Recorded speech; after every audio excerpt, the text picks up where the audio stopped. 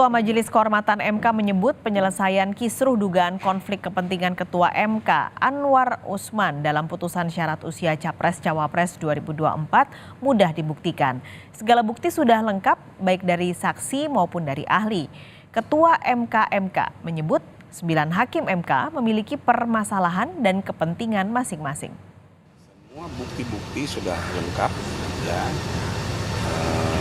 Baik keterangan ahli, saksi. Sebenarnya kalau ahli itu para pelapor ini ahli semua, ya kan. Lagi pula ini kasus tidak sulit membuktikannya, apalagi kita udah lihat CCTV segala macam, surat menyurat. Kenapa ada perubahan yang kemudian ditarik kembali, ya kan?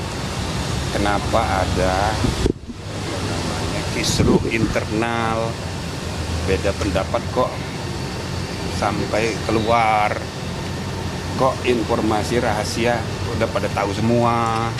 Itu berarti ini membuktikan ada masalah, gitu loh.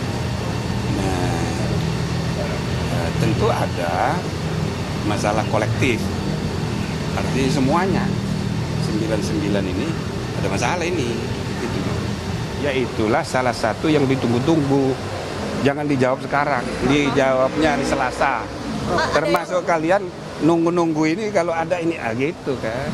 Biar seru lah, biar pemeriksaan panitera, Pak. Apa? Ada pemeriksaan panitera. Panitera sudah kita periksa tadi. Berapa ya orang, bukti-bukti ya. Berapa orang? Ya panitera, termasuk CCTV udah kita lihat semua. Ada yang bisa disampaikan, Pak, sekarang? Lah nggak usah, itu kan rahasia dapur. Selengkapnya kita akan langsung dengarkan laporan rekan kami jurnalis Kompas TV, Fetriska Ananda saat ini ada di gedung Mahkamah Konstitusi. Fetriska, jadi apakah Anwar Usman sudah hadir pada siang hari ini? Kalau untuk hadir di persidangan ataupun di muka Majelis Kehormatan Mahkamah Konstitusi ini belum hadir Paskalis dan juga saudara, karena memang ada 3 sebetulnya agenda dari Majelis Kehormatan Mahkamah Konstitusi hari ini, yakni pertama ini adalah terkait klarifikasi terhadap 1 laporan lagi yang datang ke Majelis Kehormatan Mahkamah Konstitusi. Artinya ini sejauh ini sudah ada sekitar 21 laporan yang masuk, dan kemudian yang kedua adalah terkait dengan pemeriksaan saksi ahli dari laporan sebelumnya, yakni tadi hadir juga ini adalah Ketua MK sebelumnya, yakni Idewa Gede Palguna. Nah, yang terakhir ini ada terkait dengan pemeriksaan terhadap Ketua MK Anwar Usman dan panitera Hakim MK Arief Hidayat. Kalau memang berdasarkan jadwal yang sudah disiapkan ataupun dilakukan oleh Majelis Kehormatan ini, dijadwalkan Anwar Usman ini akan diperiksa pada pukul 2 siang nanti, artinya setelah jeda makan siang dan juga sholat Jumat. Namun memang persidangan ini sudah dilaksanakan sejak tadi pukul 9, jadi artinya sudah dilakukan klarifikasi terhadap 1 pihak pelapor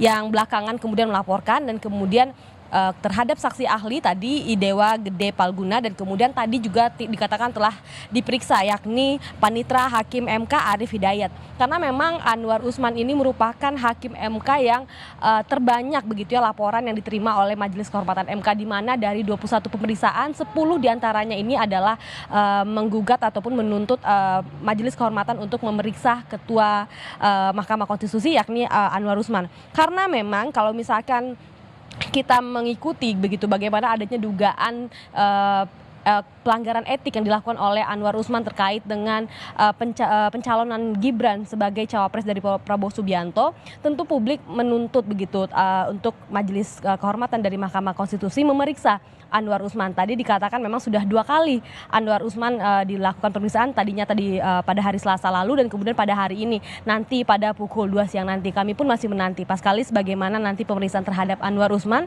apakah keputusan MK yang menjadi kontroversial di publik ini, apakah kemudian amar putusan dari Majelis Kehormatan ini akan mempengaruhi terkait dengan putusan MK tersebut. Paskalis. Fetriska, ini kira-kira dalam pemanggilan kedua pada saat ini apalagi yang mau didalami Majelis Kehormatan pada Anwar Usman?